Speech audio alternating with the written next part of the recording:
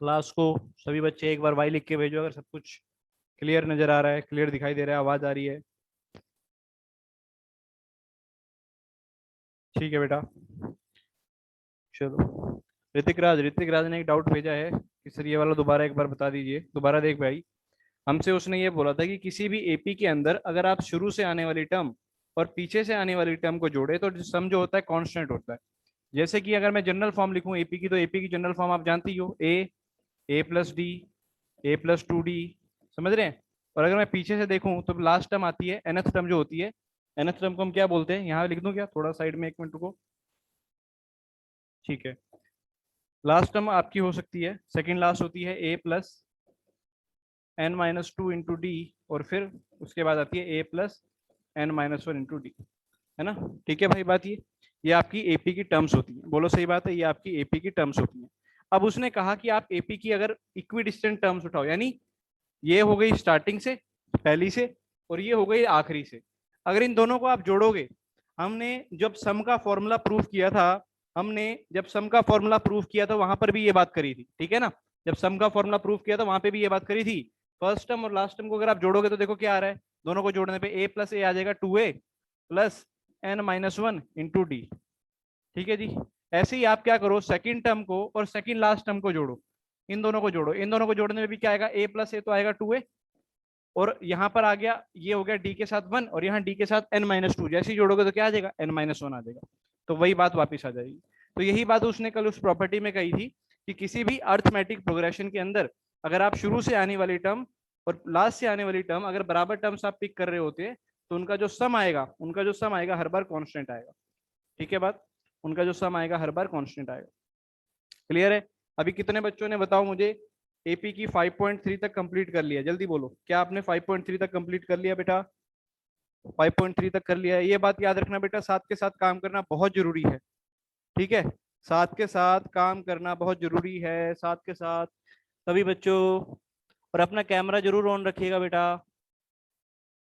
Camera जरूर on रखिएगा बेटा। कैमरा देखो ऑन नहीं है यार, कितनी गलत बात है ये। जल्दी ऑन करो कैमरा सारे बच्चे, कैमरा ऑन रखिए। एक मिनट रुको, शायद यहाँ से ना बंद किया हो। हाँ करना जरा, कैमरा ऑन करके देखो हो रहा है।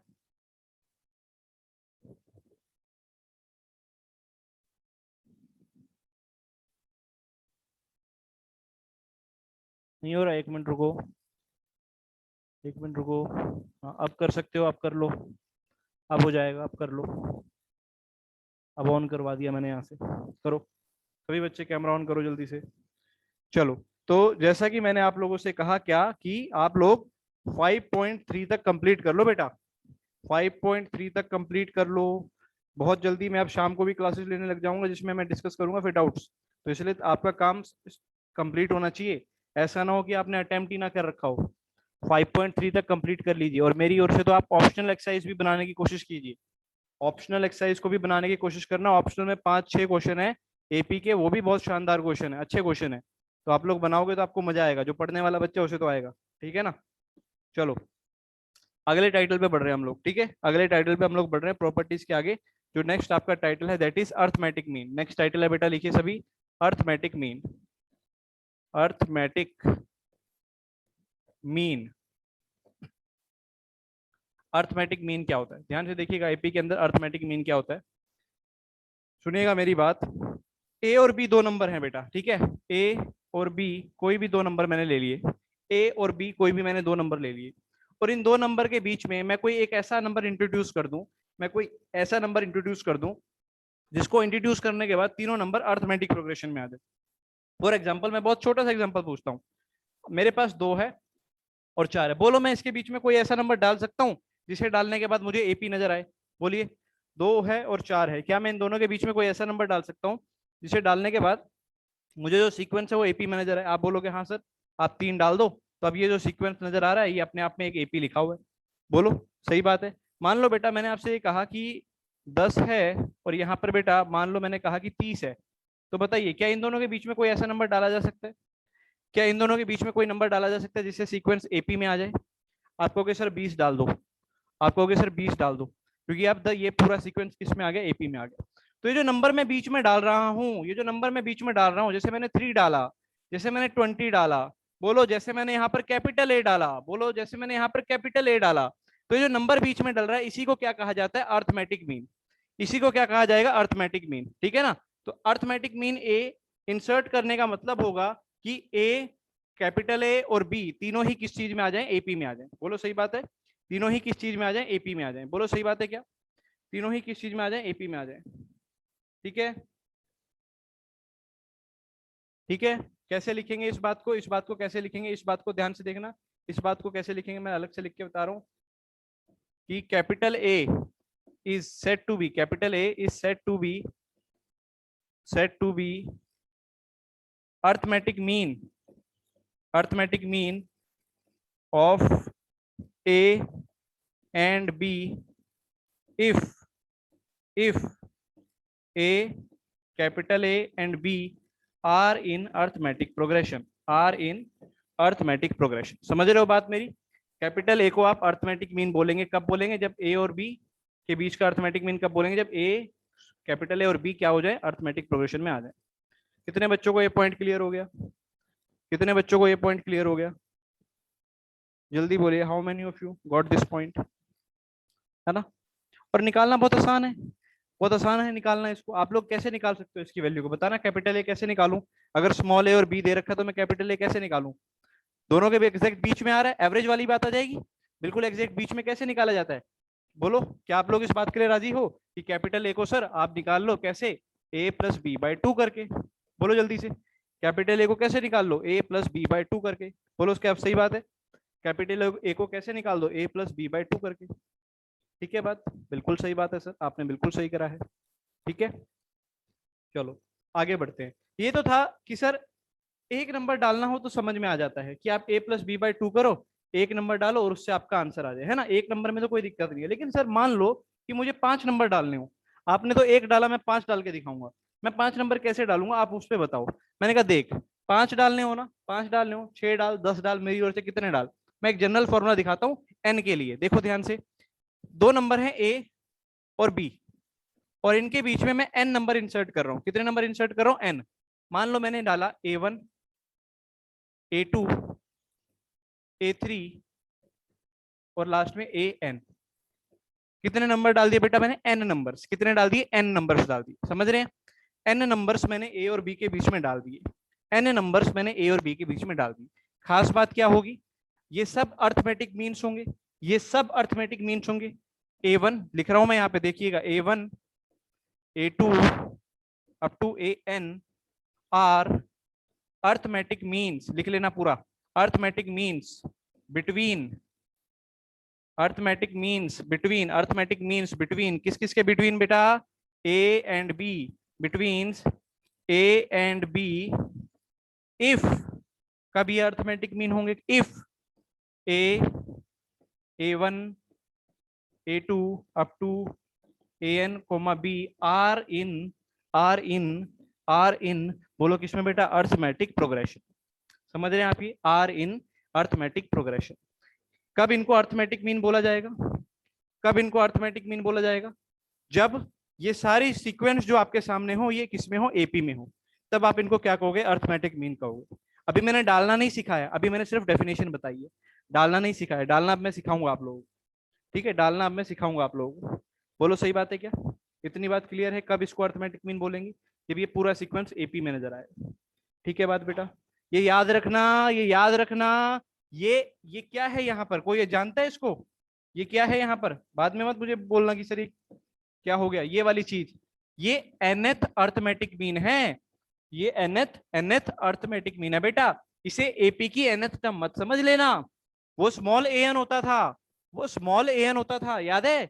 वो स्मॉल an होता था, वो एपी की nth टर्म होती थी, वो एपी की nth टर्म होती थी। ये क्या है यहाँ पे? ये nth अर्थमेटिक मीन है। ये क्या है यहाँ पे? ये nth अर्थमेटिक मीन है। तो दोनों बातों में फर्क है, बाद में कंफ्यूज मत हो जाना।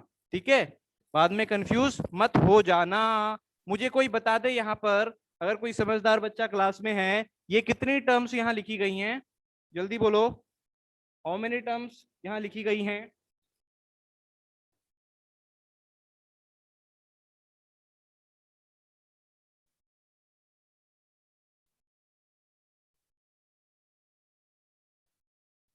कुल कितनी टर्म्स लिखी हुई हैं यहाँ पे बेटा देख, एक से लेके एन तक तो यही रही, फिर एक ये रही और एक वो रही, दो होगी और, तो एन प्लस टू हो गई। बोल, एन प्लस टू हो गई, सही बात है क्या? कुल कितनी टर्म्स लिखी हुई है? एन प्लस टू लिखी हुई है भाई। एक से लेके एन तक तो एन अर्थमेटिक मीन ही है, एन तो अर्थमेटिक मीन ही है, और ए और बी और आ गई, दो और है, ठीक है। चलो अब मैं बताता हूँ कैसे इंसर्ट किया जाता है, उस पर बात करते हैं धीरे धीरे। देखिएगा ध्यान से, मैंने कहा ये था ए, फिर arithmetic mean A one, arithmetic mean A two, arithmetic mean A three, चलते गए अर्थमेटिक मीन ए एन, और फिर आया बी। ठीक है भाई, देखना ध्यान से, बहुत इंपॉर्टेंट स्टेप है ये भाई। ये जो एपी है इसकी फर्स्ट टर्म तो ये रही ए, इसे बोल सकता हूं मैं क्या होगा ये, ए प्लस डी। बोलो, अरे डी जोड़ने पे तो आएगा, बोलो डी जोड़ने पे ही तो आएगा। ये क्या लिखा हुआ है इसका मतलब, ए प्लस टू डी। ये क्या लिखा हुआ है मतलब, ए प्लस थ्री डी। बोलो जल्दी से क्या लिखा हुआ है, मैं सही लिख रहा हूँ? जल्दी बोलो, क्या मैं सही लिख रहा हूँ? बोलो बोलो बोलो बोलो।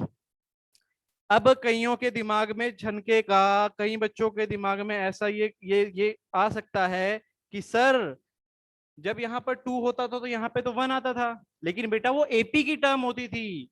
अरे अगर मैं कहता हूँ एपी की थर्ड टर्म, देखो यहाँ पे, ये ऊपर दिख नहीं रहा होगा, यहाँ दिख देता हूँ, देखो एपी की थर्ड टर्म लिखनी हो, एपी की थर्ड टर्म तो होती है ए प्लस टू डी, वो एपी की थर्ड टर्म होती है। ये एनएथ, ये अर्थमेटिक मीन है।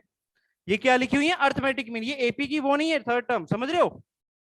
बोलो किस किस को ये पॉइंट क्लियर है, एक बार वाई लिख दो, ताकि मैं नहीं चाहता बाद में किसी बच्चे को कंफ्यूजन रहे इस बात की, है ना? सभी को क्लियर है ना? ये क्या है, सेकंड नंबर की अर्थमेटिक मीन है, लेकिन ये टर्म कौन सी है, one two three, third term है, तभी ए प्लस टू डी आ रहा है। ये थर्ड टर्म है, तभी ए प्लस टू डी आ रहा है। बोलो ये वाली टर्म कौन सी है, थर्ड टर्म है। ये वाली टर्म कौन सी है, फोर्थ टर्म है। देखो ना, ये पहली, ये दूसरी, ये तीसरी, ये चौथी। फोर्थ टर्म को कैसे लिखते थे एपी में, a plus three d. Fourth term को कैसे लिखते थे, ए प्लस थ्री डी। बोलो सही बात है, क्लियर है?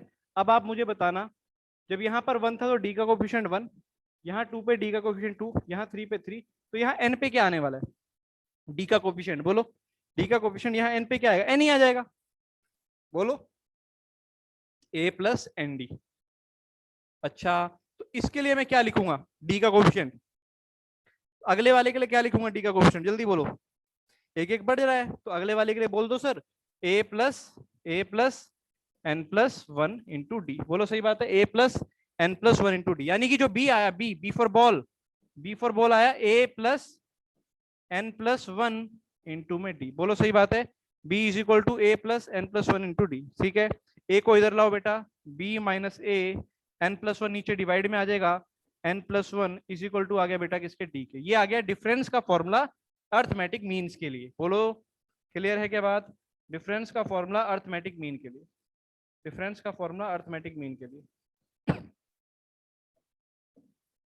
ठीक है बेटा, डिफरेंस का फॉर्मूला अर्थमेटिक मीन के लिए। कितने बच्चों को ये फॉर्मूला आप क्लियर है, ये वाला डिफरेंस का फॉर्मूला किसके लिए, अर्थमेटिक मीन के लिए। ए यहाँ पर ए क्या है, फर्स्ट टर्म, बी क्या है, लास्ट टर्म, समझ रहे हो, बी आखिरी टर्म है, एन क्या है, एन बताओ जल्दी से, ये एन क्या है यहाँ पे, एन क्या है, बोलो एन क्या है, एन क्या है यहाँ पे, एन है यहाँ पे नंबर ऑफ अर्थमेटिक मीन्स, समझ रहे हो, टोटल संख्या नहीं है, टोटल संख्या नहीं है, एन क्या है, नंबर ऑफ अर्थमेटिक मीन्स, समझ रहे हो, कितनी अर्थमेटिक मीन आप इंसर्ट करोगे, कितनी अर्थमेटिक मीन आप इंसर्ट करोगे। बोलो सही बात है, ठीक है। उम्मीद करता हूँ सबको ये फॉर्मूला क्लियर हो गया होगा, और क्वेश्चन कैसे बनाना वो मैं आपको बताता हूँ।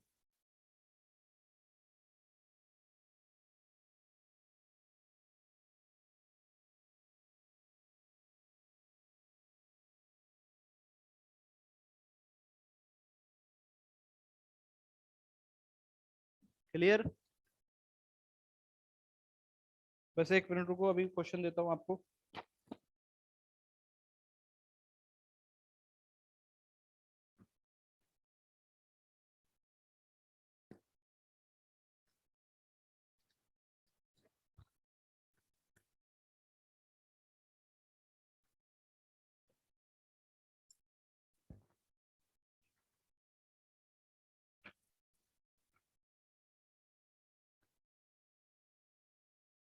हाँ बेटा, जैसे आप क्वेश्चन लिखो, सारे क्वेश्चन से आपको सब क्लियर हो जाएगा मामला। क्वेश्चन लिखो सारे, कह रहा है insert six numbers, insert six numbers between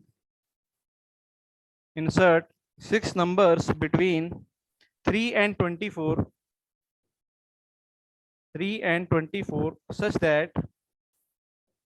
such that resulting sequence is AP.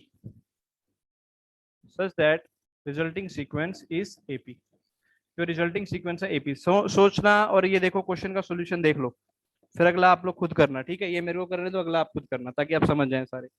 देखना ध्यान से बेटा, आपको 6 नंबर डालने हैं 3 और 24 के बीच में। आ गया 3, 6 नंबर डाल देते हैं, A1, A2, A3, A4, A5, A6, ये 6 नंबर डाल दिए और लास्ट में कौन आ गया बेटा? लास्ट में आ गया 24। बोलो सही बात है, लास्ट में आ गया 24, ठीक है? हाँ, आंसर भी आने लगे, वेरी गुड। लास्ट में आ गया 24, बोलो सही बात है, इसमें तो किसी को कोई तकलीफ नहीं है। अच्छा, अब ध्यान से देखना, ये तो फर्स्ट टर्म है, एपी में अगर रखने हैं तो फर्स्ट टर्म है, ये हो जाएगा बेटा ए प्लस डी। बोलो सही बात है, a plus D, A plus 2D, A plus 3D, A plus 4D, A plus 5D, A plus 6D। तो लास्ट वाला क्या आ रहा है? A plus 7D। बोलो जल्दी से, लास्ट वाला क्या आ रहा है? जल्दी बोलो। 24 जो आ रहा है वो किसके बराबर आ रहा है? ए प्लस 7D के बराबर आ रहा है। बोलो, ए प्लस 7D के बराबर आ रहा है। ए क्या माना हुआ था? 3, फर्स्ट टर्म तो 3 है ना, तो ए की जगह क्या डाल दिया? 3। और यहां से डी की वैल्यू कैलकुलेट करो, 21/3। तो डी की वैल्यू देखो 3 आ रही है क्या? क्या डी की वैल्यू 3 आ रही है? जल्दी बोलो, क्या डी की वैल्यू 3 आ रही है? जल्दी बोलो, सब सॉल्व कर पा रहे हैं?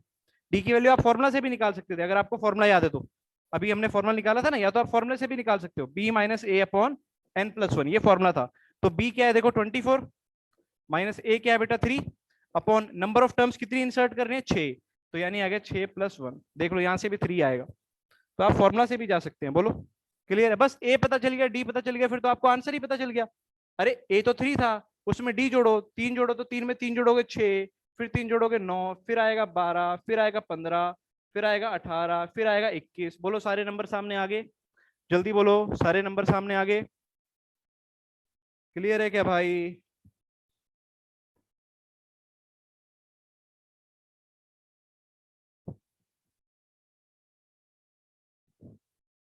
चलो वेरी गुड, सबको क्लियर है। क्वेश्चन दे दूं? क्वेश्चन, फिर उसको आप लोग सॉल्व करके बताना क्या आएगा। चलो क्वेश्चन है, insert 5 numbers, insert 5 numbers between 8 and 26। वही सारा खेल है ना, such that resulting sequence is an AP. 8 और 26 के बीच में आपको इंसर्ट करने हैं, बताओ।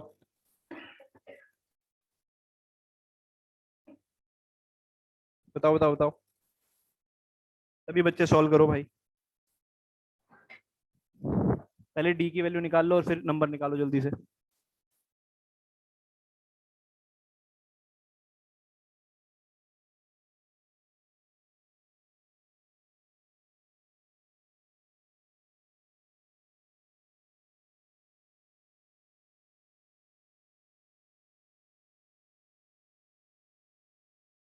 चलो भाई, आंसर आने शुरू हो गए। तो डी की वैल्यू निकाल लेते हैं, फॉर्मुला से ही करते हैं, बी माइनस ए अपॉन एन प्लस 1। ठीक है बात, ये तो बी माइनस ए अपॉन एन प्लस 1, ये अर्थमेटिक मीन के केस में लगा ना डी का फॉर्मूला, वैसे मत लगा देना, है ना? वैसे तो डी कैसे निकाल देते हैं अपन? A2 minus A1, A3 minus A2, ठीक है? तो बी माइनस ए कितना आ रहा है बोलो? 26 माइनस 8, और नंबर टर्म्स 5 इंसर्ट करनी है, 5 + 1, 26 में से 8 गए तो कितना है? 18, 18/6 आ गया 3, तो डी आ गया 3। बस आगे आप कर ही लोगे, डी 3 आ गया। पहली टर्म क्या थी? 8 थी, 8 में 3 जोड़ो 11, 11 में 3 जोड़ो 14। बोलो सही बात है, कर लिया होगा सभी ने, उम्मीद कर रहा हूँ। ठीक है, आगे बढ़े नेक्स्ट क्वेश्चन की तरफ। चलो नेक्स्ट क्वेश्चन है आपके लिए, जल्दी लिखिए। इफ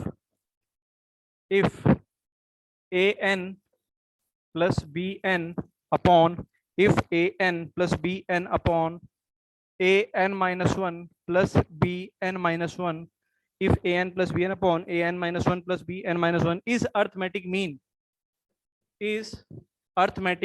लिख लेना पूरा, is arithmetic mean between a and b, between a and b।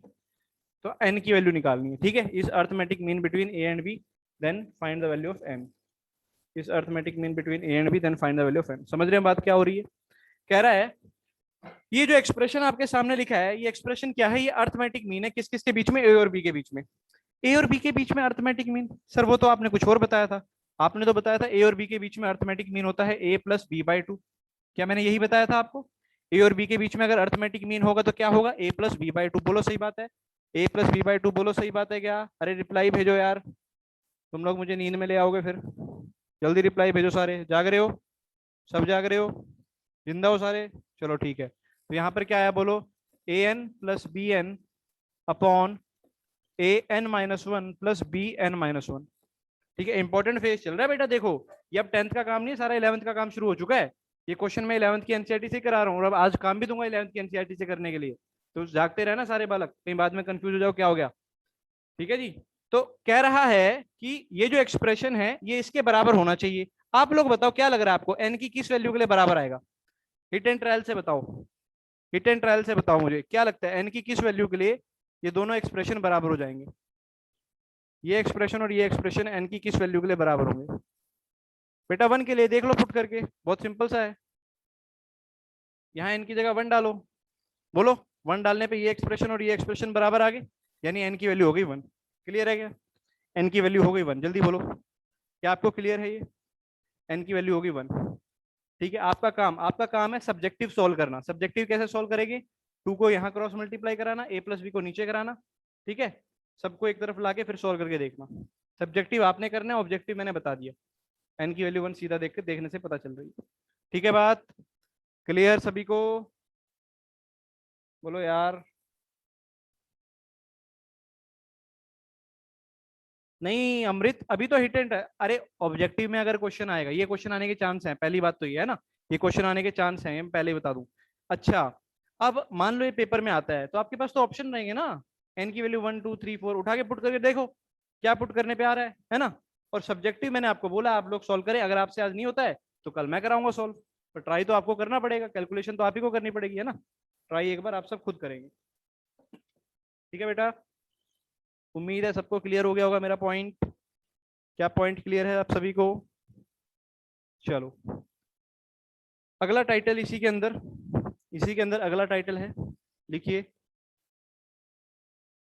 Some of N arithmetic means. ये पूरा लिख लेना भाई, मैं हर बार एम लिख रहा हूं तो आप ऐसी गलती ना करें, नहीं तो बाद में आपको याद नहीं रहेगा क्या लिखा है। सम ऑफ एन अर्थमेटिक मीन, वो जो अर्थमेटिक मीन लिखी थी ना अभी थोड़ी देर पहले, A1 A2 A3 up to AN, उसका सम क्या आने वाला है उस पर बात करते हैं। देखो सीक्वेंस क्या था, ए था, फिर A1, फिर A2, फिर A3 अप टू था AN, और लास्ट में था B। मुझे जो सम निकालना है ना, मुझे जो सम निकालना है, और मुझे बस इनको जोड़ने पे निकालना है कि क्या आएगा। केवल इन्हीं को जोड़ने पे निकालना है, ठीक है बात ये, केवल इन्हीं को जोड़ने पे निकालना है, ठीक है बात ये, बोलो है ना। चलो करके देखें, बहुत आसान है। देखो मैं फालतू वो नहीं करूंगा कि कोई कैलकुलेशन दिखाऊंगा ना। अगर आपने कल का लेक्चर याद किया है तो आपको समझ आ जाएगा। आज सुबह भी हमने वो प्रॉपर्टी पढ़ी थी। अगर मुझे सम निकालना है इन सब का, मुझे ये बताओ ये वाली टर्म स्टार्टिंग से कौन से नंबर पे आ रही है? ये वाली टर्म स्टार्टिंग से कौन से नंबर पे आ रही है? ये वाली टर्म स्टार्टिंग से कौन से नंबर पे आ रही है? जल्दी बोलो, दूसरे नंबर पे। और ये वाली टर्म पीछे से कौन से नंबर पे आ रही है?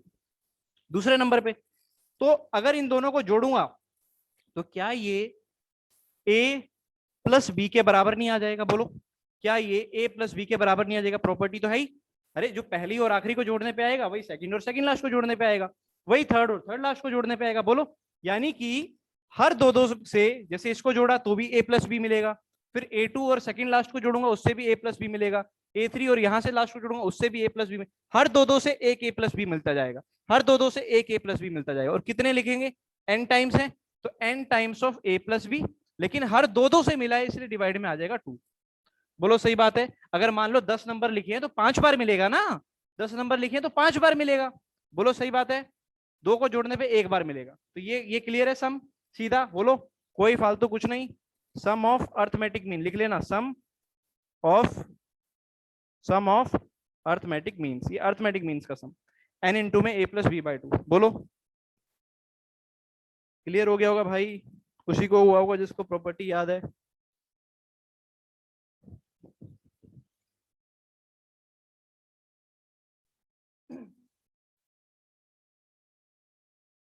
आगे बढ़े, चलो एक क्वेश्चन और करते हैं। कह रहा है if a is arithmetic mean between A and B, between A and B, if a is arithmetic mean between A and b, a जो है अर्थमेटिक है, फाइंड जो करना है आपको वो मैं लिख रहा हूं आपके लिए, a plus two a divided by a plus two a divided by a minus b plus a plus two a divided by a minus b plus a plus two b divided by a plus two b divided by a minus a, capital a minus a. चलो जी, आप सबको बोल रहा है कि अगर ये जो ए है, अगर ये जो ए है ये अर्थमेटिक मीन है, अगर ये जो ए है ये अर्थमेटिक मीन है किस किस के बीच में, ए और बी के बीच में, तो कैपिटल ए की वैल्यू आने वाली है क्या, a plus B by two. बोलो, वो यहाँ पुट करो और वैल्यू निकालो। थोड़ा कैलकुलेटिव है लेकिन आपको ही करना है, जल्दी कीजिए एवरीबडी फास्ट।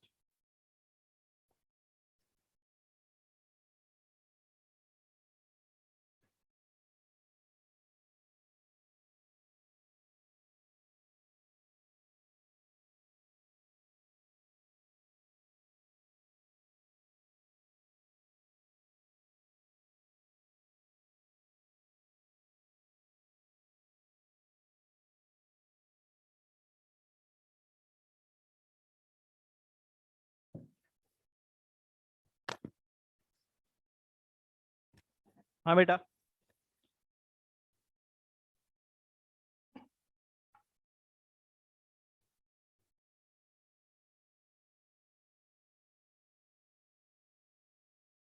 जहां जहां पर कैपिटल है वहां वहां पर हम क्या डाल देंगे, ए प्लस बी बाई टू डाल देंगे। ठीक है जी, तो जैसे डालना शुरू करते हैं, ध्यान से देखिएगा।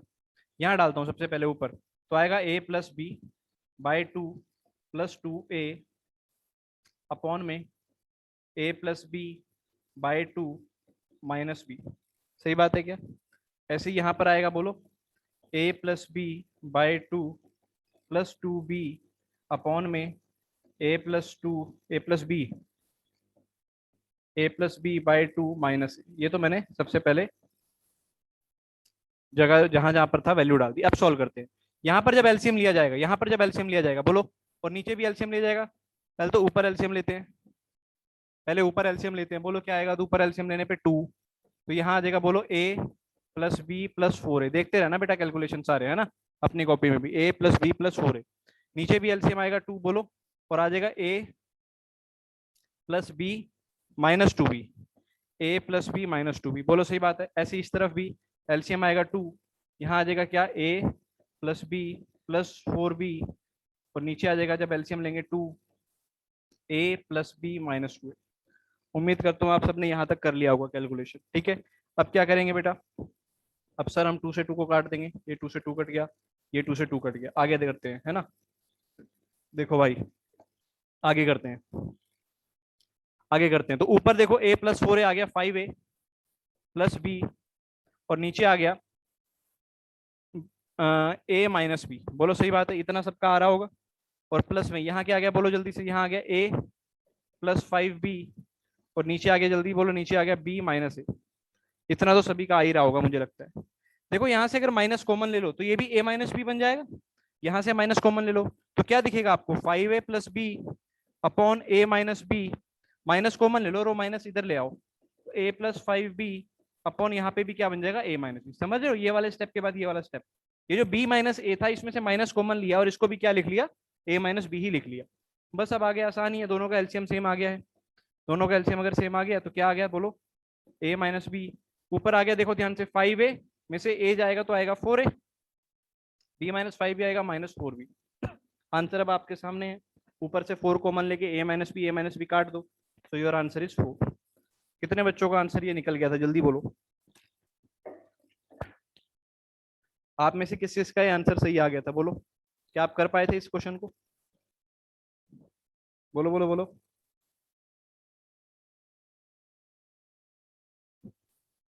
ठीक है, ये तो था सब्जेक्टिव तरीका। ऑब्जेक्टिव में आप कैसे कर सकते हो, ऑब्जेक्टिव में आप कैसे कर सकते हो इस पूरे क्वेश्चन को, ध्यान से देखो। ऑब्जेक्टिव में कैसे कर सकते हो इस पूरे क्वेश्चन को, ध्यान से देखो, देखना ध्यान से। आपको क्या कहना है, ए जो है अर्थमेटिक मीन है बिटवीन ए एंड बी, तो आप क्या करो, ए और बी को कुछ मान लो। मान लो ए क्या रहा होता 2 और बी क्या रहा होता 4, तो जो अर्थमेटिक मीन है इन दोनों के बीच में क्या आता 3, तो कैपिटल ए आ जाता 3। बस यहाँ पे वैल्यू डाल दो। बोलो कैपिटल ए की जगह आपने क्या डाला, 3 डाला, तो 3 डालने पे क्या आएगा, 3 प्लस 2 मल्टीप्लाई ए यानी 4 अपॉन में आ गया ए माइनस बी, यानी 3 माइनस बी कितना था बेटा, -1। सही बात है। और प्लस में यहाँ कितना आता, ए प्लस 2 बी। ए आपका था 3, कैपिटल ए 3 और इंटू 2 इंटू 8, 8 और 3 कितना होता है 11, अपॉन में क्या आ जाता है ए कैपिटल ए माइनस ए, यानी कि कितना आ जाता है 1। तो ओवरऑल कितना आ गया देखो, 11 माइनस 7, 4 ही आ गया। ठीक है बात, 11 माइनस 7 4 ही। तो नंबर एज्यूम कर लो बस, ऑब्जेक्टिव में है ना, ऑब्जेक्टिव में, सब्जेक्टिव में ऐसे करना है आपको। क्या आप सबको क्लियर है, वाई लिख के भेजो, जल्दी वाई लिखो, सब जाग रहे हो।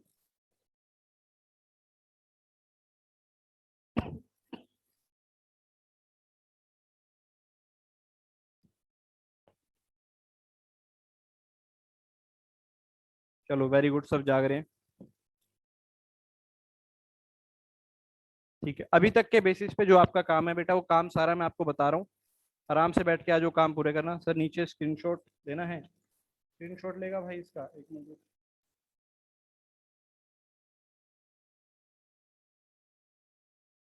पहले तो इतने पेज का ले लो जिसने लेना हो स्क्रीनशॉट।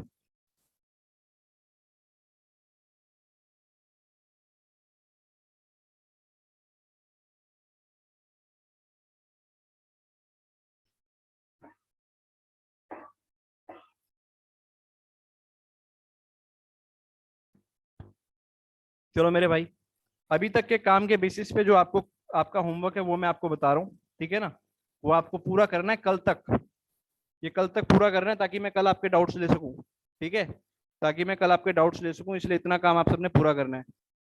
ठीक है, देखो जी क्या काम है। सबसे पहले तो आपको एनसीईआरटी लगानी है, एनसीईआरटी अर्थमेटिक प्रोग्रेशन की पूरी लगा लो आप, है ना। जिस बच्चे ने लगा ली अच्छी बात है। एनसीईआरटी लगाने के बाद समझ लो ये बात, पहले ये लगानी है बेटा, सीधा मत भागना। कहीं कोई बच्चा सीधा भागे कि सर मैं तो पहले वो वाले काम करूंगा, 11th वाला जॉब मैं दूंगा, नहीं ऐसी गलती मत करना। पहले ये काम complete, NCERT with optional, with optional, यहाँ ऑप्शनल भी करना है, याद रखना ऑप्शनल भी करना है, ऑप्शनल एक्सरसाइज भी इंपॉर्टेंट है। एनसीईआरटी विद ऑप्शनल, ठीक है भाई, कल मैं डिस्कस करूंगा एनसीईआरटी विद ऑप्शनल। और फिर जो आपकी 11th की एनसीईआरटी होगी, 11th की एनसीईआरटी, उसका पीडीएफ आप डाउनलोड कर सकते हैं फोन पे, और फिर प्रिंट निकाल सकते हैं, ठीक है ना। फोन पे पीडीएफ डाउनलोड कर सकते हैं 11th की एनसीईआरटी से। आपको पहली दो एक्सरसाइज 9.1 और 9.2 है ना, सीक्वेंस एंड सीरीज नाम से ये चैप्टर है, 9.1 एंड 9.2 ये पूरा करना है। क्या आप सबको होमवर्क समझ में आया, जल्दी बोलो। ठीक है, ठीक है, पहले ऊपर वाला काम पूरा जरूर करना बेटा, नीचे वाले काम पे डायरेक्ट जाओगे। और मैंने अगर आपसे फिर पूछ लिया और आपके वो क्लियर नहीं हुआ, तो फिर मैं डाउट नहीं बताऊंगा, ये मैं पहले बोल रहा हूँ। डाउट केवल उसी बच्चे के बताए जाएंगे जो सीक्वेंस वाइज चल रहा होगा, बिल्कुल सीक्वेंस से, कोई आगे पीछे काम नहीं करना। ठीक है।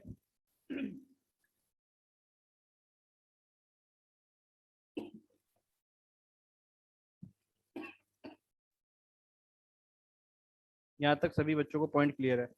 हाँ भाई, उससे पहले वाला क्वेश्चन जो था उसका स्क्रीनशॉट कोई भाई कह रहा था, ले ले स्क्रीनशॉट।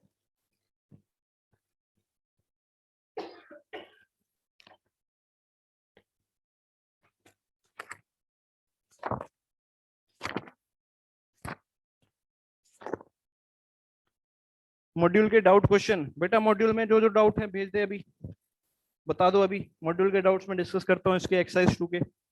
बोलो, एक्सरसाइज 2 में अगर आपका कोई डाउट है बेटा तो आप अभी भेज दो, स्क्रीन पे लिख के भेजो, मैं भी डाउट डिस्कस करता हूँ एक्सरसाइज 2 का। निकाल लो सभी बच्चे डाउट्स अपने। थर्ड क्वेश्चन, एक्सरसाइज 2 का थर्ड क्वेश्चन।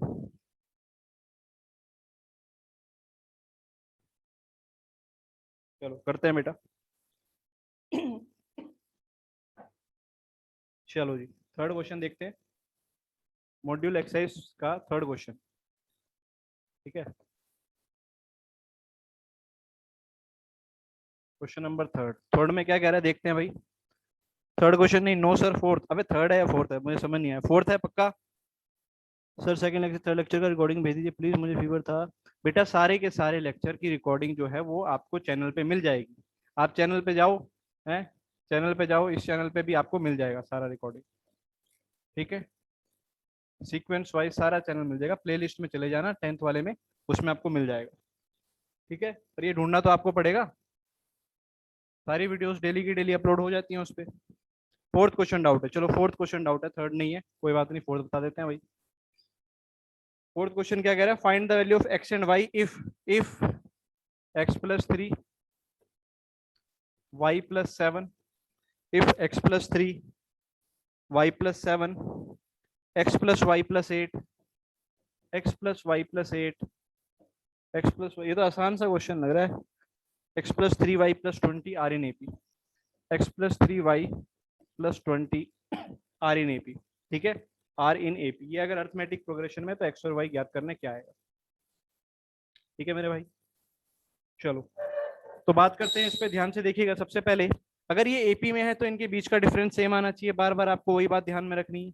यानी कि जो इन दोनों का डिफरेंस आएगा, दोनों का डिफरेंस क्या आ रहा है, ध्यान से देखो, दोनों का डिफरेंस आ रहा है वाई -x और 7 - 3 आ जाएगा बेटा, कितना 7 - 3 आएगा 4।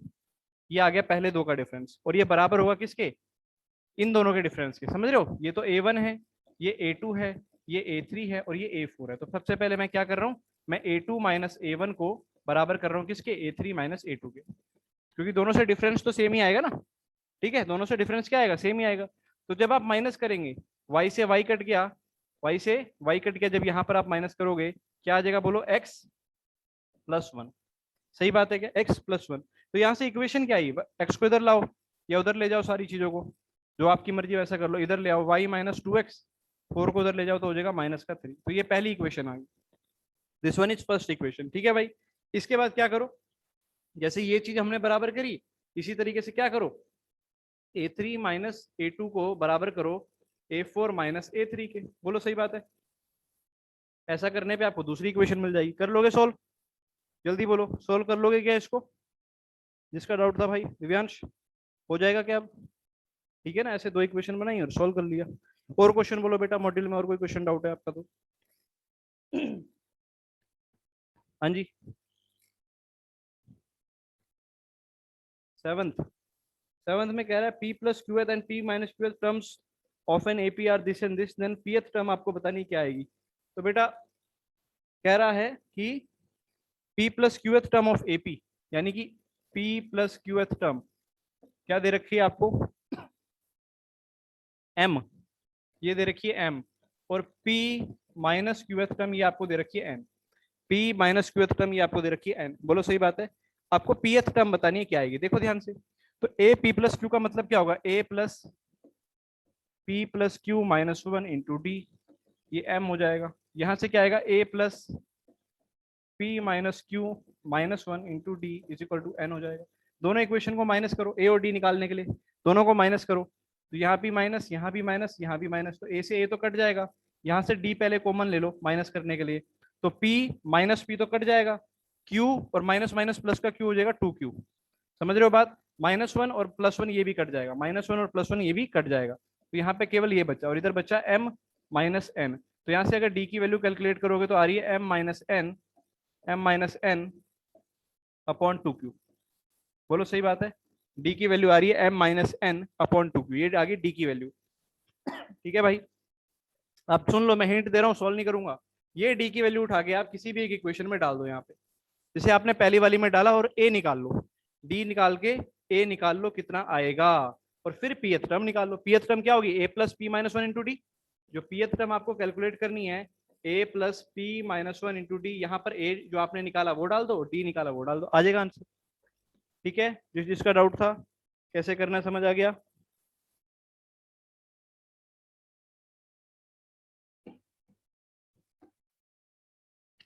हाँ बेटा, इसके बाद बोलो कौन सा क्वेश्चन डाउट है। 21, 47, एक मिनट बेटा, चलो पहले मैं 47 बता रहा हूँ। ठीक है, पहले मैं 47, क्योंकि ज्यादातर बच्चों ने 47 भेजा है, पहले 47 बता रहा हूँ एक बार। 47 में हमसे कह रहा है the interior angles of polygon are in AP. एक एपी है, जिस एक पॉलीगन है जिसके जो इंटीरियर एंगल है वो एपी में है। If the smallest angle be 120 and common difference is 5, तो ये क्लियर है, सबसे छोटा एंगल 120 है, उसके बाद जो एंगल है वो 125 है। ऐसे चलते चलते जितने भी होंगे एन एंगल्स होंगे, हमें नहीं पता कितने उसका है ना। Then number of sides, number of sides बताना है बेटा, ध्यान से सुनना। मान लेते हैं let number of sides be n. कितनी साइड्स है उसकी? Number of sides be n. ठीक है जी, number of sides be n, उसकी टोटल कितनी साइड है? एन। तो अगर मैं इन सब को जोड़ूं, इन सभी एंगल्स को जोड़ूं, किस किस को जोड़ रहा हूं? 120 प्लस 125 प्लस 130, है ना, और एन टर्म्स तक ये जुड़ेगा। कितनी टर्म्स तक जुड़ेगा? एन टर्म्स तक जुड़ेगा। ये जो सम आएगा, आप लोगों को क्या पता है कि ये जो सम आएगा ये बराबर आना चाहिए किसके? ये बराबर आना चाहिए किसके? n-2 इंटू 180 के। बोलो, क्या जानते हैं आप इस फॉर्मूला को? कि किसी भी पॉलीगन के इंटीरियर एंगल्स का सम होता है n-2 इंटू 180 डिग्री। n होता है नंबर ऑफ साइड्स, n होता है नंबर ऑफ साइड्स, ठीक है जी। किसी भी पॉलीगन के इंटीरियर एंगल्स का सम होता है n-2 इंटू 180 डिग्री। बस अब यहाँ फॉर्मूला लगाते हैं। यहाँ पर भी कितने टर्म्स थी? n टर्म्स थी। n टर्म्स का सम क्या होता है? n/2। n/2 फर्स्ट टर्म क्या है? 2 इंटू ए की जगह आ गया 120, 2a प्लस n-1, और डिफरेंस चल रहा है 5 का, बराबर में आ गया बेटा किसके? n-2 इंटू में 180। बोलो सही बात है क्या? बोलो सही बात है क्या? यहां से आगे अब आपको सॉल्व करना है, ये मैं नहीं करूंगा, ये आपको सॉल्व करना है। सब कुछ एक तरफ लाके n में क्वाड्रेटिक बना लो, n में क्वाड्रेटिक बनाओ, ठीक है जी। n में क्वाड्रेटिक बनाओ, सब कुछ एक तरफ ले आना, इधर जीरो रखना, बाकी सब एक तरफ। वो जो क्वाड्रेटिक आएंगे उसके दो फैक्टर आएंगे, उसके दो फैक्टर आएंगे क्वाड्रेटिक के, ठीक है ना। उस क्वाड्रेटिक के दो फैक्टर आएंगे, एक आ रहा होगा, चलो आप लोग खुद ही करना है ना। क्वाड्रेटिक के दो फैक्टर आएंगे, 9 और 16 आ रहे हैं, चलो ठीक है, 9 और 16 आ रहे हैं। क्वाड्रेटिक के दो फैक्टर आएंगे 9 और 16। तो आपको ऑप्शन में दोनों ही दिए हुए हैं, आपको ऑप्शन में दोनों ही दिए हुए हैं, लेकिन आप कौन सा चूज करेंगे? छोटे वाला, है ना। अगर दोनों ही दिए हुए हैं तो आप ऑप्शन में क्या चूज करें? छोटे वाला। क्लियर है? ऑप्शन में क्या चूज करें? छोटे वाला। क्योंकि कोई एक चूज करना होगा तो ये चूज कर लेना छोटे वाला, क्योंकि 16 पे क्या होगा ना, 16 पे जो एंगल होगा वो 180 के पार जा रहा होगा, तो जो आपका पॉलीगन होगा वो कनकेव बन जाएगा, कन्वेक्स की जगह। पॉलीगन कन्वेक्स रखना चाहते हैं ना हम लोग, इसीलिए तो आंसर छोटे वाला हो जाएगा। क्लियर है भाई बात ये सभी को? जल्दी बोलो, क्वेश्चन क्लियर है? अच्छा क्वेश्चन है ये भी, इंपॉर्टेंट क्वेश्चन है ये भी, ठीक है। ये क्वेश्चन भी आप जब सॉल्व करेंगे तो 11th की एनसीईआरटी में लास्ट क्वेश्चन है ये, जो आज आपको काम दिया ना, ठीक है।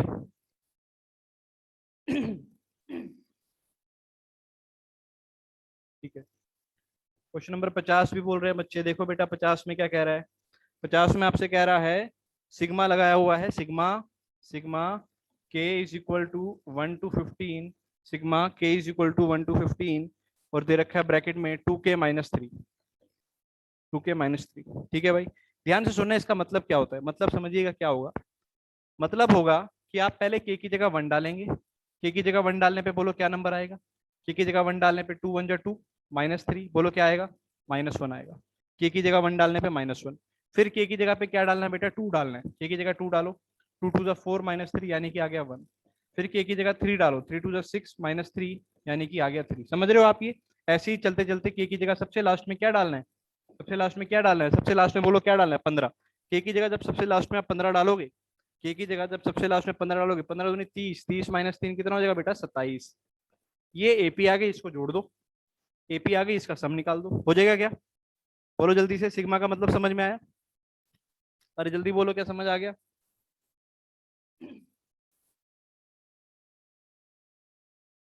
बोलो यार, क्लियर है? चलो इसके बाद बोलो, और कौन सा क्वेश्चन डाउट है बेटा? और किसी का डाउट है क्या? हाँ जी, और किसी का डाउट है क्या?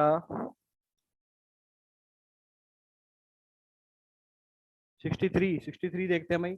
इन एन एपी एस एन दे रखा है, डिनोट द, अच्छा जी। 63 में देखते हैं क्या दे रखा है बेटा।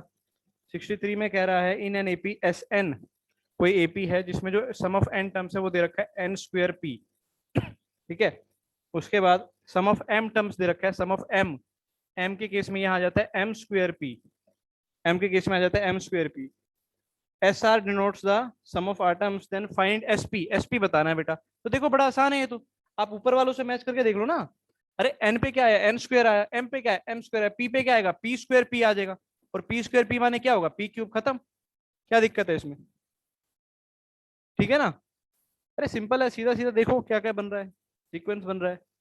क्लियर है क्या? N square P M square P, P पे क्या हो जाएगा P square P, P square P क्या होता है पी क्यूब होता है। क्लियर है क्या? हाँ भाई, और बोलो, और कोई डाउट है क्या?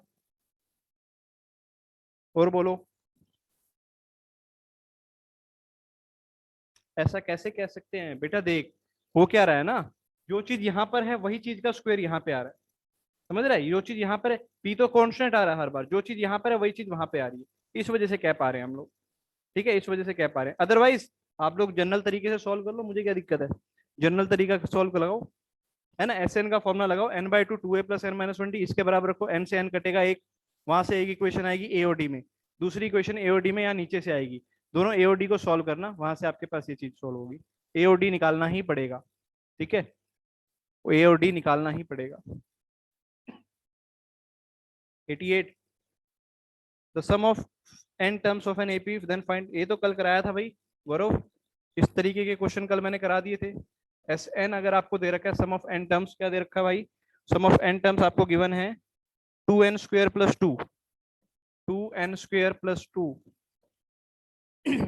और आपसे पूछ रहा है A20 निकालो, 20th टर्म, तो कल बताया था ये फॉर्मूला, A20 कैसे निकलेगा, यहाँ पर भी 20 और यहाँ पर 19 लिखवाया था फॉर्मूला, अगर यहाँ 20 तो यहाँ 20 और यहाँ एक कम 19, तो कितना आ जाएगा 20 पे डालने में, बोल 20 का स्क्वायर 400, 400 दूनी 800, 800 और 2 कितना हो जाएगा 802, बोल सही बात है, माइनस 19, 19 डालने पे कितना होगा 19 का स्क्वायर 361, 361 को जब 2 से करेगा कितना आ जाएगा, 361 को 2 से करेगा कितना आ जाएगा, कर लेगा ना आगे सोल्व, तो सोल्व में कोई दिक्कत नहीं होनी चाहिए, मैं यहाँ से आगे, है ना, मैं छोड़ रहा हूँ यहीं पे, ठीक है, मैं छोड़ रहा हूँ यहीं पे, कर लेना आगे।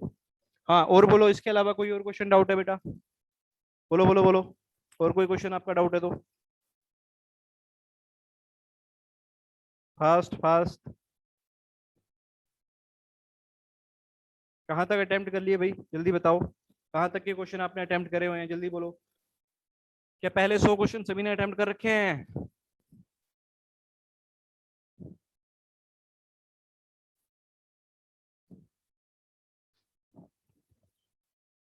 पहले 80 तक किए हैं, ठीक है, करो बेटा, है ना सारे बच्चे। खैर आज का काम तो मैंने जो पहले दिया हुआ है पहले उसे सॉल्व करना, फिर इस बुक मॉड्यूल को सॉल्व करना, है ना। डेली डेली जब मेहनत करते रहेंगे तभी जाके काम लास्ट तक कंप्लीट होता है, ये बात याद रखना, है ना।